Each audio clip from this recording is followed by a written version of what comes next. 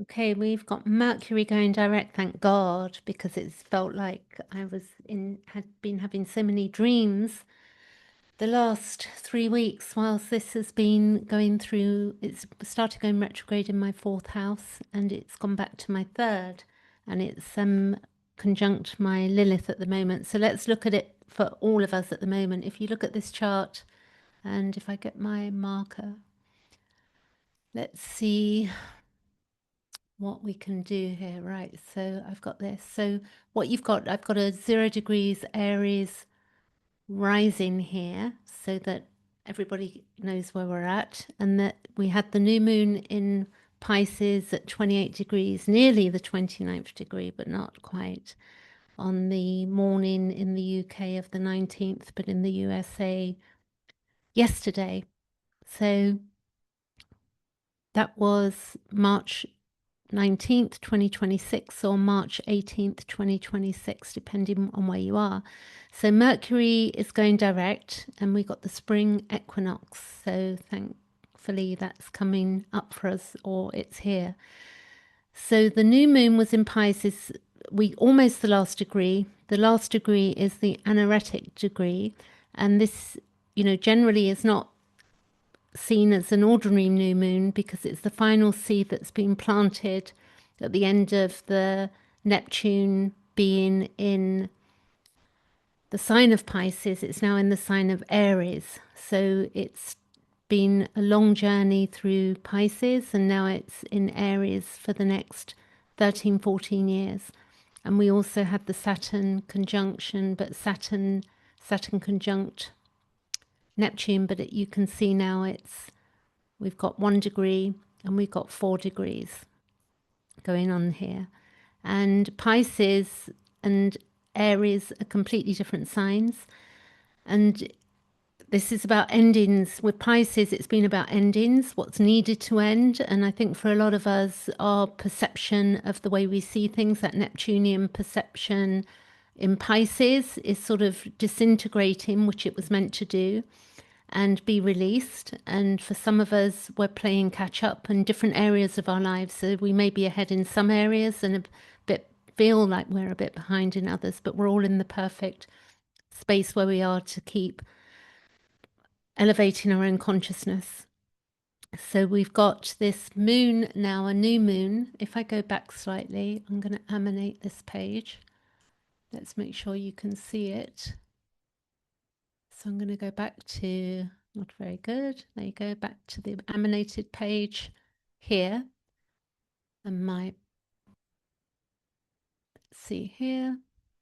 So you can see I've got nearly lost you there. So there we have if I go back by hours or even a day, you can see that the moon 24 hours ago would have been 27 degrees of Pisces, and then it's gone hours, 28, and then it's crossed over. So 28 degrees, and then that moon has crossed over, and then the moon is gone into Aries. It's now at 11 degrees, which you'll see shortly, 11, 12 degrees. And we've also got the sun is actually conjunct Neptune as well, because it's only like a degree away as we move into the hours ahead. I'm moving the chart now. You can see where the moon is. I'm going to go to the UK time now, which is 23:45, almost 23:15 up there. So you can see that it's 29 degrees. So you've got the conjunction of the sun and Neptune. So this is like a new chapter, a new beginning. And the sun conjunct Neptune in the final degrees of Pisces. The sun is the final degrees, and it's visionary, mystical, and the veil between worlds at the thinnest. And at the same moment, the sun conjuncts Saturn as well, coming up to in a conjunction. It's very close. And the discipline and the structure required to bring the vision into form. So this is what we're trying to do. We're trying to bring our visions into form. I know a lot of people at the moment that I speak to, do not know, are not really planning far, far ahead.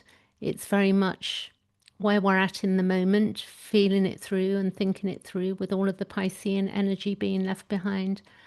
And then we're going to bring something into form, but it's got to be something that we really want to bring into form, that we can work with.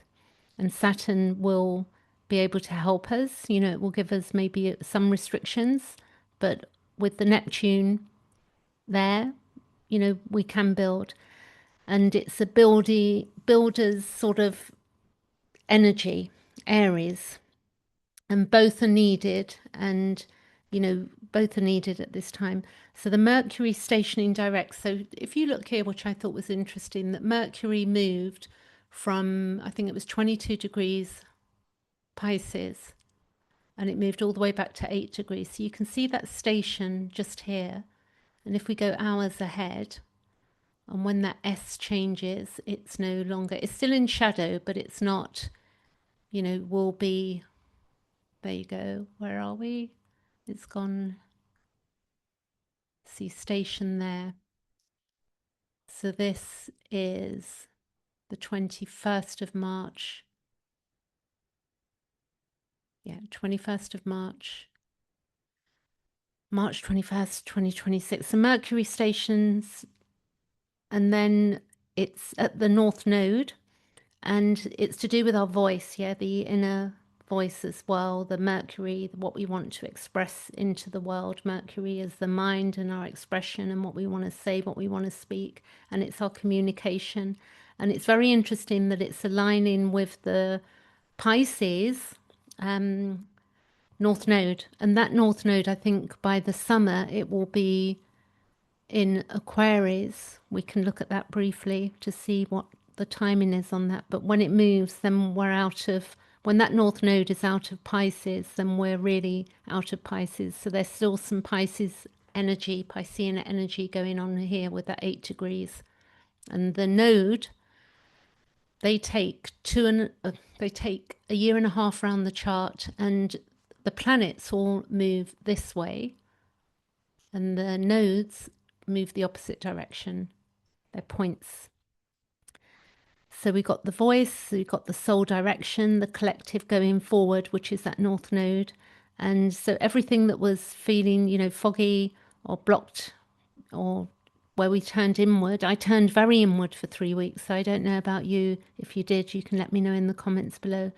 So during that retrograde, now we can begin to move forward, because we would have rewound and sort of like reset. And I definitely went over a lot of memories that I'd had from that part of my life, which would have been my childhood and siblings and other memories from my past. So wherever that was for you, whatever house that was in for you, that's, you know, the area of life that you would have been going over.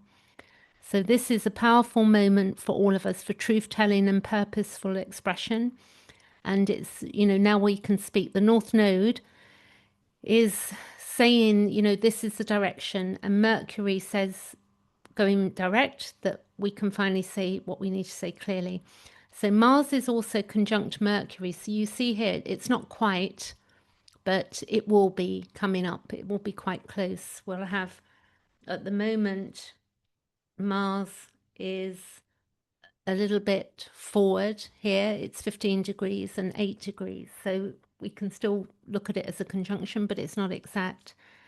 And the drive here will be for the voice together with the North Node, and with the intention behind the Mercury trine Jupiter.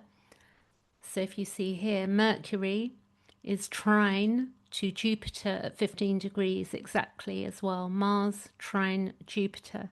And this is very useful for us as well. It adds philosophical reach and expansion to the voice, and what we now want to say, it can carry weight and it can land, you know, in the right place. Maybe not for all of us, but we need to say what we need to say. Saturn conjunct Neptune was, you know, we knew that this was conjunct. You can still see here, this is the 21st of March. You've got the Mars, sorry, you've got the Sun, you have Neptune, and then you have Saturn.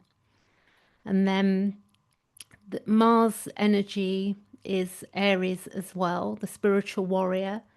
energy is concentrated and alive. And, particularly at the very first degree, these planets at the Neptune at the first degree, it's a new beginning, and it's seeded in courage and vision, because we can be allowed to dream and create, and what we envision for ourselves, we can work towards. Uranus is at 28 degrees of Gemini. Let's see here. Uranus at 28 degrees. And this, connects also with the fixed star Algol. So you may not know much about Algol, but Algol is a fixed star, and she is one of the most intense stars in the sky. She's associated with the Medusa head, which had been silenced, suppressed, and severed. So Uranus conjunct Algol in Gemini is revolutionary, truth cutting through, the silence voice becoming electric, and what could not be spoken is finding its frequency. So I'm seeing this knock-on effect where a lot of people are coming forward now and speaking up about particular type of trauma they've had, childhood trauma, where where people have been felt violated and things have not been spoken up. So we're going through very interesting time with this, truth speaking. Whilst the Epstein files, and not that I like to go on about it, but whilst they did sort of fade into the background, I think they'll be pulled forward again, because that is not done, even though it looks like on social media and news outlets that it's gone a bit quiet. We're not done with that. The feminine, the collective, and men as well are not happy with this situation that has gone on, and it needs to be dealt with, and it needs to be dealt with properly. The more truth that we bring into society, the more chance we have for collective change, and this is really, really important. So Algol is a big player in this. 28 degrees and 26 degrees, so that's the conjunction here. And then Pluto is in Aquarius, and with this, it's trining Uranus in Gemini. So this is about deep structural transformation, supporting the revolutionary awakening, change that moves from the ground up. So it's like really pushing forward. And then we've got Mars trine Jupiter. This is a strong aspect, and it's about drive and expansion in natural harmony, action meeting things that we want for ourselves. So whatever we call that, abundance, I'm not too hot on that word, but we can have the things we need, and sometimes we block ourselves because we don't believe we can. But we have the Neptune in Aries and the Saturn in Aries, so we can work with that.